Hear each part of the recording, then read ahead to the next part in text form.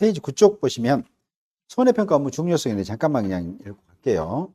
손해평가 업무의 중요성은 큰 글씨만 읽어봅니다. 보험 가입자에 대해서 정당한 보상을 하기 위해서 손해평가를 우리가 하고 있고요.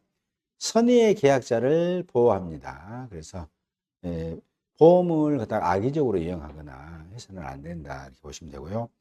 또 공정한 손해평가를 해야 되기 때문에 보험 사업이 더 건전화된다. 건전화를 유지해야 된다는 거죠. 왜냐하면 잘못 평가하게 되면 보험 사업 제도 자체가 없어질 수 있으니까. 자, 한번 넘겨봅니다. 손해평가 체계예요. 쉽죠?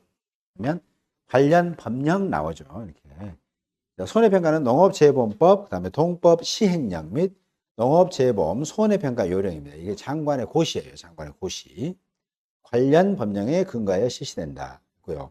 농업재해보험법 제11조 손해평가 등에서 손해평가의 전반에 관한 규정을 하고 있으며 손해평가 인력, 손해평가 요령에 따른 공정하고 객관적인 손해평가, 교차 손해평가, 손해평가 요령 고시, 손해평가인의 교육, 손해평가인의 자격 등에 대해서 규정하고 있습니다. 근데 여기는 이 법조 내용을 이해만 하시면 될 것 같아요. 간단하게 한번 할게요.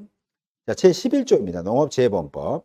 재해보험 사업자는 누구예요? 농작물이나 가축 재해보험에 가입, 그 보험을 취급하는 그 보험 회사를 얘기하는 겁니다. 그래서 재해보험 사업자는 보험 목적물은 농작물이나 가축을 얘기하죠. 보험 목적물에 관한 지식과 경험을 갖춘 사람 또는 그 밖에 관계 전문가를 뭘로 한다? 손해평가인으로 위촉하여야 합니다. 그래서 손해평가는요. 손해평가를 할 수 있는 사람은 대한민국에 딱 3명 있다. 이렇게 보시면 돼요. 손해평가인, 그 다음에 손해평가사, 손해사정사입니다. 근데 여러분들이 지금 공부하시는 것은 손해평가사 자격증을 취득을 해서 농작물이나 가축 손해평가를 하기 위해서 공부를 하고 계시고요. 손해평가인 이런 분들은 뭐냐면 위촉하는 분들이에요. 위촉. 그래서 위촉입니다. 위촉은 누가 하냐면 아까 농업재보험 사업자 있죠. 보험회사에서 위촉을 해요. 이분들은 뭐냐면 지식이나 경험이 있거나 또는 관계 전문가들을 위촉을 하십니다. 그래서 지역 농협에 보면 손해평가인이라고 해서 계셔요. 그분들 다 이 재보험 사업자가 위촉을 해서 평가를 좀 해주십사라고 하는. 거의 대부분이 우리나라는 손해평가사가 지금 5,000명이고요. 올해 이제 9회 때 합격하면 좀 더 늘어날 것 같아요. 조만간에 10,000명 시대가 오겠네요. 그리고 이제 손해사정사는 보험업법에 의해서 합격 보고 그다음에 합격하고 연수까지 받으신 분들이 손해사정사입니다. 근데 우리 지금 농작물에서는 손해사정사가 어떤 분이 오냐면 손해사정사도 크게는 3사람이 있어요. 이 지금 신체 손해사정사, 자동차 손해사정사, 재물 손해사정사가 있는데 농작물에 손해평가를 할 수 있는 사람은 재물 손해사정사만이 할 수 있습니다. 신체나 자동차는 하지 않아요. 이분들만 보통 손해평가를 하신다. 이렇게 보시면 결국은 3명이에요. 근데 지금 이 교재에 있는 거 첫 번째 것이 뭘 얘기하냐고 얘 얘기한다고. 얘. 손해평가인 얘기하고 있는 겁니다. 손해평가인은 재보험 사업자가 지식과 경험을 갖춘 관계 전문가 갖춘 사람이나 또는 관계 전문가를 손해평가인으로 위촉입니다. 이 사람은 시험 보지 않아요.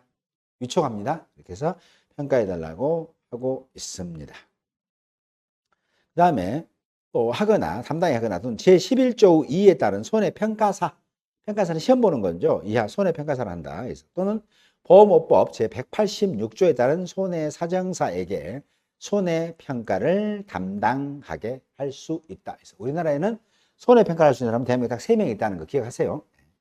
그 중에 내가 1명이에요. 3명 중에 고현세계가 1명 들어가 있는 거죠. 그러면 3명, 대한민국에 3명만 있겠어요. 그런 종류가 3명 있는 것 중에 하나다. 보시면 됩니다. 참고로 고현세계는 1회입니다. 1회 2016년도 15년도에 시험 보고 16년 5월 달에 최종 합격해서 16년 6월 달에 배조사를 처음 나갔습니다. 그때는 꿈과 희망이 있어가지고 각시하고 둘이 손잡고 장화 사러 갔어요. 장화를 사러 갔는데 현재 가면 보통 장화 많이 신어요. 장화를 많이 신는데 그때 장화를 잘못 샀어요. 생고무 장어를 샀어요, 제가. 좀 울긋불긋한 생고무. 각시가 골라줘가지고.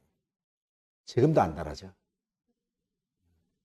그 사람이랑 좀 질릴 때가 있잖아요. 지금 8년, 9년째 신고 있는데 지금도 안 달아져.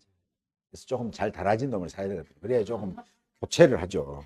그 발바닥이 아파요. 그게 징하게 아프더라고요. 그래서 좀 쿠션 있는 걸로 사셔야 됩니다. 학교 가시면 그런 것들을 이제 구매하시면 좋을 것 같아요. 가격은 비싸지는 않아요. 안 달아지니까 사람 질리더라고요. 장화 보면 각시 생각밖에 안 나요. 그렇습니다. 자, 이렇게 이제 됐고요. 그래서 이 세 사람인데 그 중에 지금 주로 손해평가를 하시는 분이 이제 손해평가사들이 거의 주류를 이룹니다. 지금은. 주류를 이루고 있고요. 평가인 분들은 지역에서 이제 조금씩 하고 계셔요. 지역에서. 옛날에 이분들이 13,000명인가 기었다가 지금 많이 줄었어요. 거의 또 안 하시고.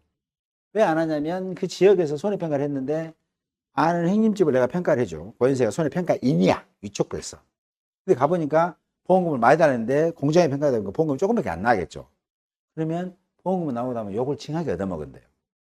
저놈의 세상에 사람이 못난 놈이다. 못된 놈이다.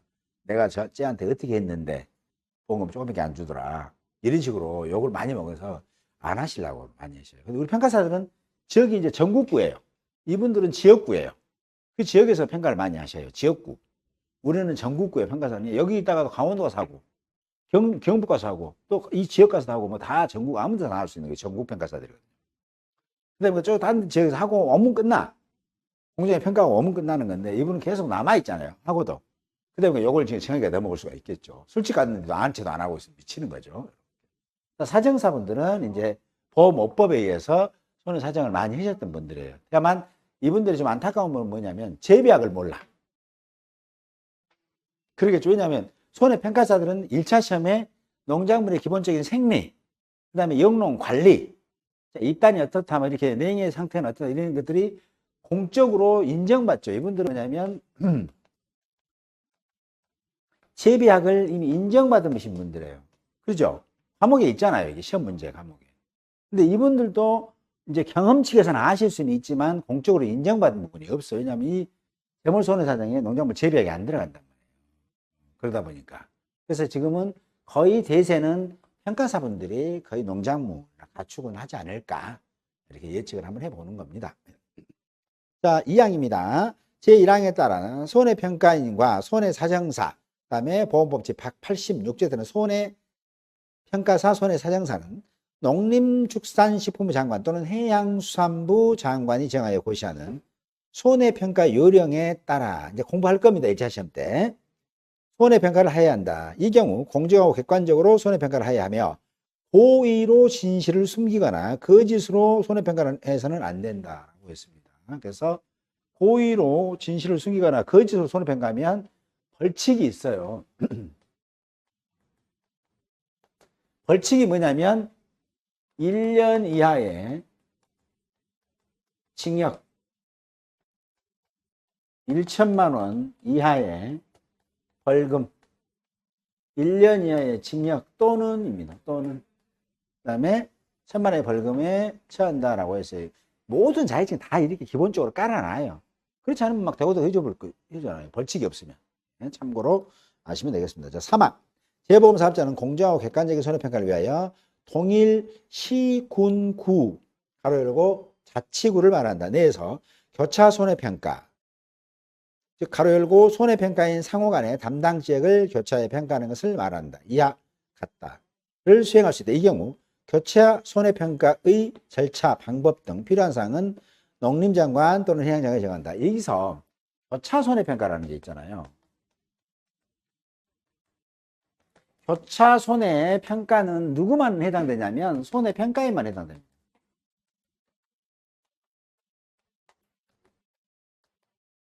손해평가인만.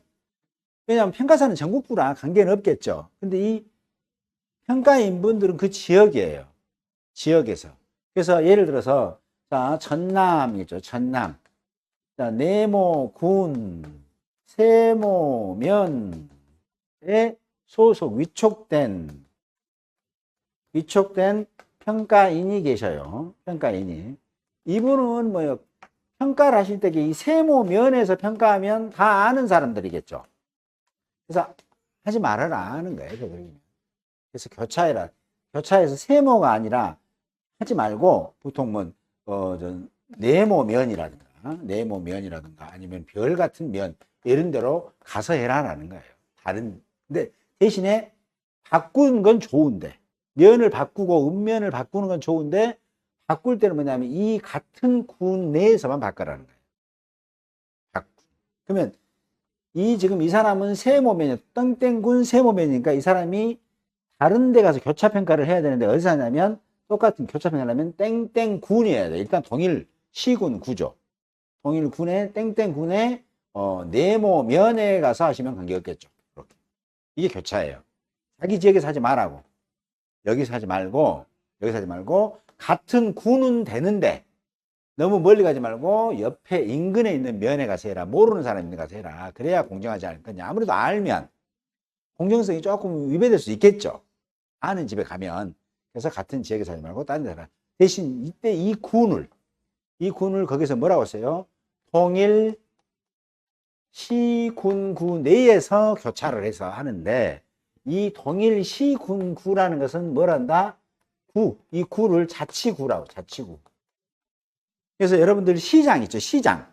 시장은 우리 유권자들이 뽑죠. 군 하면 군수가 있어요, 군수. 군수도 유권자들이 뽑잖아요. 그걸 자치구라고 그래요, 자치구. 그 다음에 구 있죠. 시 있고, 군 있고, 구 있다고요. 그래서 시장, 군수, 구청장. 얘네들을 뭐라고 그러냐면 기초자치단체장이라고 해요. 그래서 여기다가 자치구라고 써놓은 이유는 뭐냐면 이런 것들이 있어요. 자, 경기도, 광주광역시 볼까요? 광주광역시 동구입니다. 얘가 동구에 학원에 있네요. 동구. 그럼 이 동구는 이 구죠. 자치구예요. 이건 동구는 구청장은 구민들이 뽑는다고요. 그래서 여기 구는 자치구가 맞아요. 이 동구는 자치구가 맞습니다. 근데 이런 경우 있어요. 자, 경기도, 성남시 그래요. 경기도 그러면 이거는 뭐 광역자치단체죠. 성남시 그랬으니까 기초가 되죠. 성남시. 거기에가 분당구 있어요. 구. 그럼 이때 이 구는 자치구에 해당되지 않는다고요. 왜냐하면 시장을 시민들이 뽑았어. 그렇기 때문에 이 구는 분당구 가면 이 구는 자치구가 아니라 시장이 구청장을 임명하는 구도 있더라는 거예요. 알겠죠? 그래서 동일 자치구라는 뜻은 시민들이, 구민들이 직접 투표를 해서 뽑은 구를 얘기하는 거예요. 보통 전국에 몇 군데는 없습니다. 그래서 결국은 동일시군구라는 것은 기초자치단체를 말한다.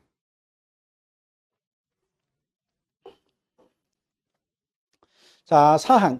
농림장관, 해양장관은 손해평가 요령을 고시하려면 미리 금융위원회와 협의해야 한다. 금융위원회 밑줄 쫙 끄시고요. 손해평가 요령이 중요하거든요. 그럼 손해평가 요령에 보면 손해평가반은 1인 이상 5인 이내로 구성한다라고 써져 있어요. 거기에가. 근데 거기에 글자 하나 고치기 위해서는 장관이 자기 고시지만 자기가 수정하고 공고를 하지만 그 수정하기 전에 누구한테? 그렇죠. 금융위원회에다가 협의를 받아야 됩니다. 그래서 금융위원회 동의인가 아닙니다. 금융위원회와 협의입니다. 그러면 중요한 것은 시험 문제에서 가로넣기에는 어디냐? 금융위원회가 가로넣기로 나올 수도 있겠죠. 뭘 수정하려면 손해평가 요령을 수정하기 위해서는 금융위원회와 협의입니다. 손해평가 요령은 고시라고요. 고시. 알려주는 거예요. 근데 누가 고시하냐면 농림장관이나 해양수산부 장관이 고시를 해요. 근데 이 요령 안에 있는 내용을 수정하거나 할 때는 미리라고 했어요. 미리. 누구와? 금융위원회입니다. 금융위원회와 어떻게 하랬어요? 협의하래요. 자, 이거 이렇게 고치려는데 어째 괜찮겠어요? 라고. 왜냐하면 금융위원회가 이게 돈하고 관련된 부분이잖아요. 그래서 국가의 이 농작물 재해보험이나 가축 재해보험 국가 예산이 많이 들어가는 그런 사업입니다. 그러다 보니까 여기 있는 손해평가 요령을 조금만 수정 잘못하게 되면 국가 예산이 많이 들어갈 수도 있고 또 농민이 또 피해 입을 수도 있고 이렇거든요. 그래서 미리 국가 예산 들어가니까 금융위원회하고 뭐라고요? 협의하라고요. 금융위원회 인가를 받아야 된다 그러면 틀린 얘기입니다. 그렇죠? 금융위원회 허가를 받아야 된다. 틀린 얘기입니다. 금융위원회와 협의 이 두 개 다 중요합니다. 다섯 글자, 두 글자 다 중요하니까 이런 것들은 밑줄 쫙 꺼놓고 관리 한번 해보시면 될 것 같아요. 5항 농림장관 또는 해양장관은 제1항에 따른 손해평가인입니다. 손해평가인, 평가사, 사정사 있는데 평가인에 대해서요. 평가인이 공정하고 객관적인 손해평가를 수행할 수 있도록 연 1회 이상 무슨 교육을? 정기교육입니다. 분기 1회 이상 아닙니다. 정기교육입니다. 수시교육 아닙니다. 정기교육입니다. 이렇게 보시면 되고요. 농림장관 6항 장관, 해양장관은 손해평가인 간의 손해평가에 관한 기술 정보 교환을 지원할 수 있다. 자, 시험 문제에서 손해평가인 간의 손해평가에 관한 기술 정보 교환을 지원할 수 있는 자는 누구인가요? 그러면 고현석이 하겠습니다. 틀린 얘기죠. 농림장관 또는 해양수산부 장관입니다. 이렇게 이해하시고요. 시험 문제에 이렇게 나오면 농림장관, 해양장관 쓰시면 됩니다. 자, 7번.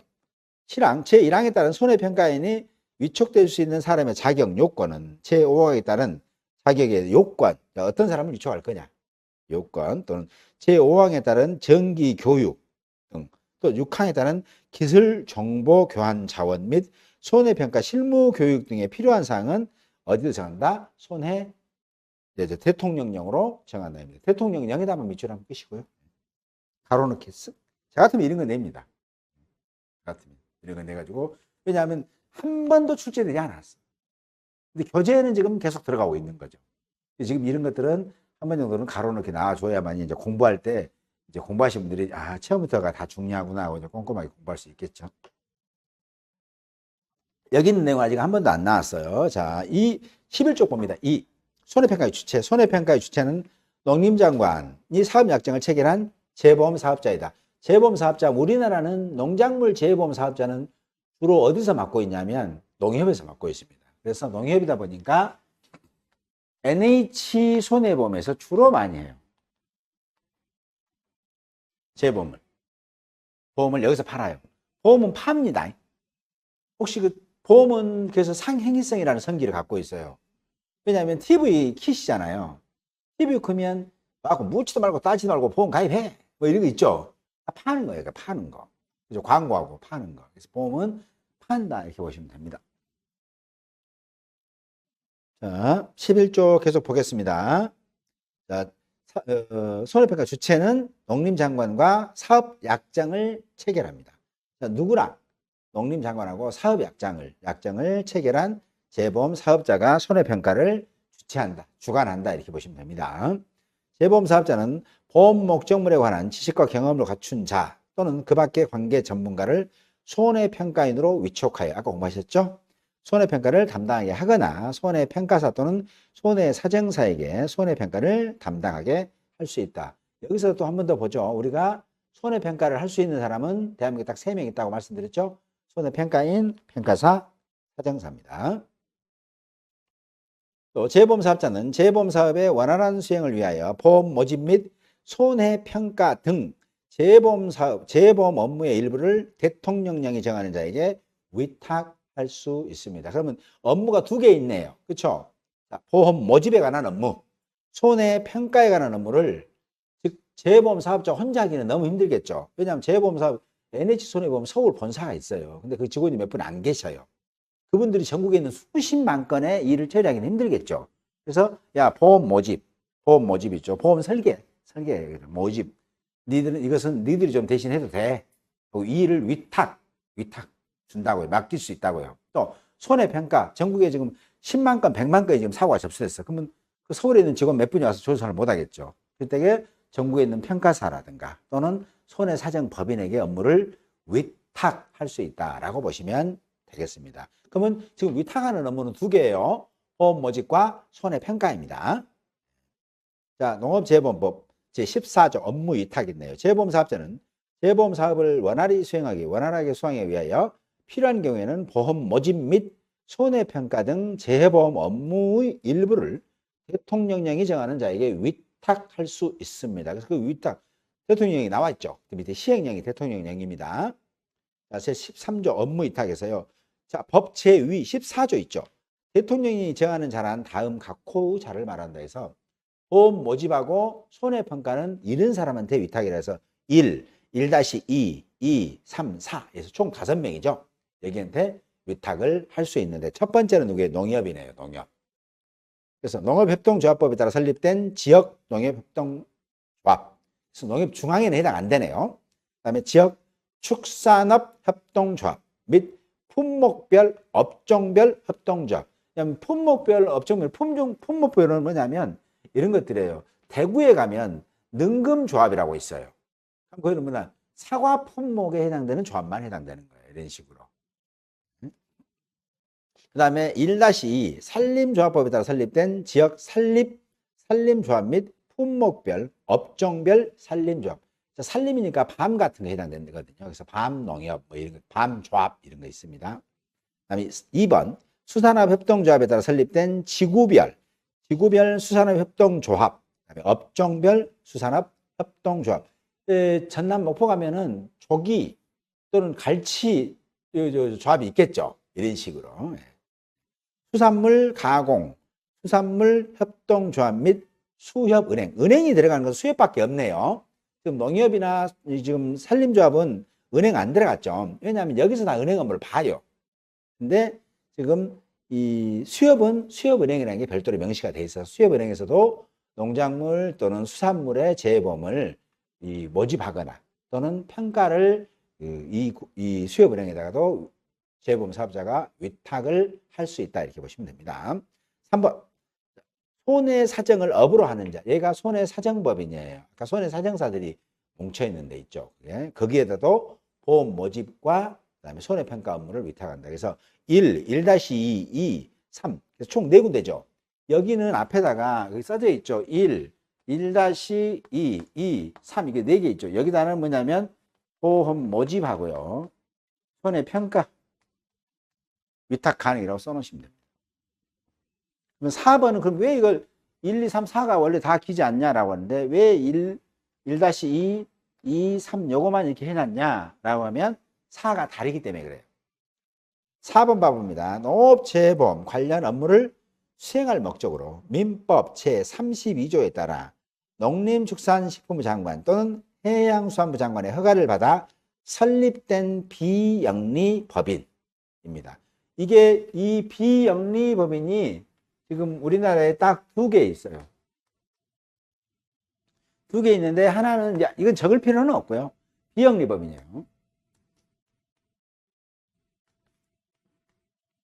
이게 손해평가를 목적으로 설립된 비영리법인이 허가받아서 근데 농림장관의 허가를 받았어요.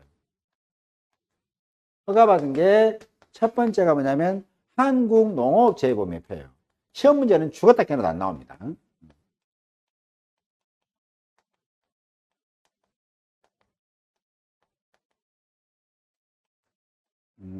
두 번째는 한국손해평가사협회예요.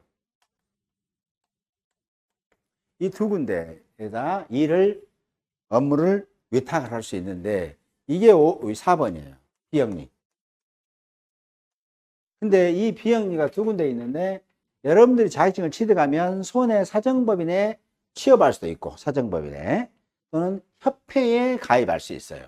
협회가 2군데 있죠. 이렇게 2군데. 아무 데나 가입이 가능하다. 고연성에는 어디가 있겠을 것 같아요?